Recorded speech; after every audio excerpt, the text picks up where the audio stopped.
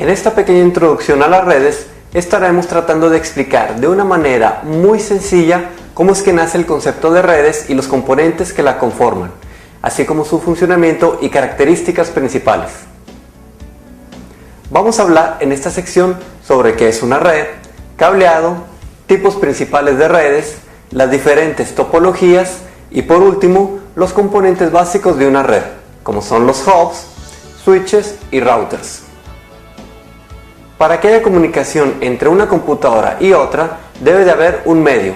En este caso, hablaremos brevemente del medio físico, como lo es el cableado, tipos y sus características principales. Las computadoras han existido antes de que naciera el concepto de redes. Aquí podemos ver dos computadoras aisladas sin conectar. Es así como se veía antes un diagrama de red, si así lo podemos llamar. En aquel entonces, si dos computadoras se querían comunicar, era de manera manual mediante algún mecanismo externo. Teníamos que sacar la información mediante algún dispositivo en una computadora y pasarlo a la otra. Es así como se da la necesidad de que esto sea automático y es cuando nace la idea de crear una red para interconectar computadoras. El primer elemento de red fue la NIC o Network Interface Card. Esto es la tarjeta de red de una computadora. Cada NIC contiene una dirección MAC o control de acceso al medio. Esta dirección MAC es única e irrepetible. También es conocida como dirección física. Lo que vemos a continuación son dos computadoras conectadas por un cable de red. Así sería como empezó el concepto de redes. Para tener dos computadoras conectadas, la manera más simple de hacerlo es con dos tarjetas de red interconectadas con un cable cruzado. Así se podría decir que iniciaron las redes. Tal vez surja la pregunta, ¿por qué usar una red de equipos? Pues bien, las redes aumentan la eficiencia y reducen los costos, y lo hacen de tres formas principales: compartiendo información, compartiendo hardware y software, y centralizando la administración y el soporte. Viéndolo de una manera más clara, los equipos en red pueden compartir documentos, correo electrónico, software, fotos, videos, archivos de audio, impresoras, discos duros, etc. Los componentes o computadoras en red se clasifican en varios grupos. Aquí escribiremos dos de los más importantes por su tamaño y función, como son las redes LAN y WAN. Una red LAN o red de área local está formada por diferentes componentes de red, como lo son computadoras, impresoras, servidores, etc. Su área está limitada físicamente a un espacio pequeño, como puede ser un edificio, fábrica o empresa. Entre sus ventajas está la velocidad de transmisión, que va desde 1 megabit hasta los 10 gigabits por segundo. Ahora describiremos brevemente lo que es una red WAN o red de área amplia. En sí, este tipo de red se distingue por cubrir un área geográficamente extensa, como puede ser un país o un continente, y está enfocada a unir redes de equipos que se encuentran ubicados a grandes distancias uno del otro.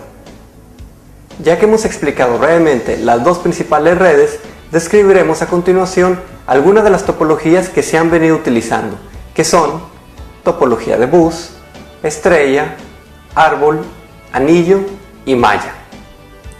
La topología de bus o lineal es una de las primeras que se utilizó, donde cada una de sus computadoras estaba interconectada por un mismo cable o medio de transmisión, que va de una computadora a otra. Tenemos a continuación la topología de estrella.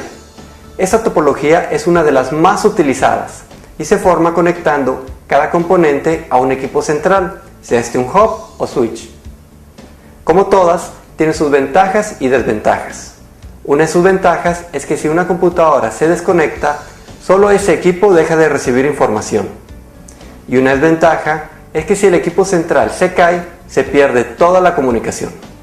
La siguiente topología es la de árbol, que combina características de la topología de estrella con la de bus.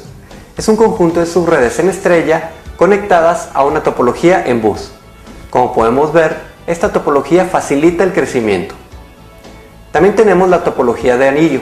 Aquí cada equipo está conectado al siguiente y el último al primero, cerrando así el anillo. Cabe mencionar que si un nodo deja de funcionar, se pierde la comunicación en todo el anillo. Por último, pero no por eso la menos importante, tenemos la topología de malla. Esta topología principalmente nos ofrece redundancia. Esto sucede gracias a que todas las computadoras están interconectadas entre sí. De esta manera, si un cable falla, tenemos otros caminos o cables que nos permiten la comunicación. Esta es una topología que requiere mucho cableado, por lo que resulta algo costosa de implementar, pero es la que nos ofrece mayor disponibilidad de nuestra red. Las redes evolucionaron. Imagínense que quieren conectar otra computadora, una tercera. ¿Qué es lo que pudiéramos hacer con la tecnología que ya se ha visto, que son cables cruzados y tarjetas de red? Se nos podría ocurrir que cada computadora tuviera dos NICs interconectadas entre sí. En una red pequeña sí es factible tenerlo, pero no sería algo práctico o escalable. Es ahí donde nace el primer elemento de red, que vendría siendo el hub. ¿Qué es un hub o qué es lo que hace? Como resulta impráctico tener muchas interfaces en cada computadora, nació la idea de tener un aparato de red que lo que reciba por un puerto lo repita igualmente a todos los demás. Aquí podemos ver un ejemplo básico de un diagrama de red con un hub de por medio. Si una computadora de las tres de este diagrama quiere mandar información, simplemente la manda por la interfaz de red del cable que está conectado al hub, y el hub lo distribuye a todos los demás puertos. Si la información enviada solo iba dirigida a una computadora, las demás van a recibir la información, pero la van a descartar. Con la llegada del hub se hacen un poco más escalables las redes, pero tiene el inconveniente de que genera mucha congestión en la red. El siguiente elemento de red a ver es el switch, también conocido como multiport bridge. El switch toma la decisión de hacia dónde mandar la información basado en una tabla que va generando conforme se van conectando computadoras a sus puertos, donde se encuentran la MAC address de cada computadora, así como el número de puerto al cual está conectada. Cuando una PC manda información, el switch la procesa y la manda al puerto que sea necesario. Otra manera de administrar la red de una manera más eficiente y puntual es por medio de VLANs, que no son más que redes de área local virtuales.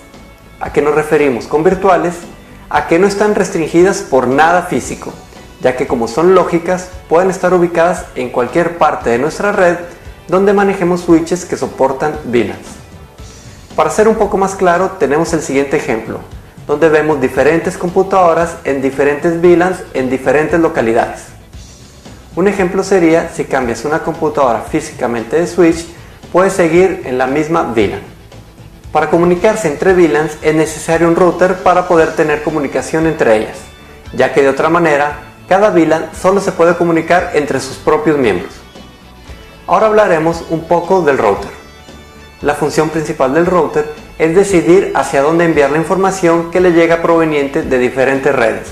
Es decir, si el dispositivo A en la red 1 desea enviar un correo electrónico al dispositivo C en la red 3, la información le llega primero al router, este la examina y revisa en qué red se encuentra el destinatario para después reenviarla por la interfase correspondiente.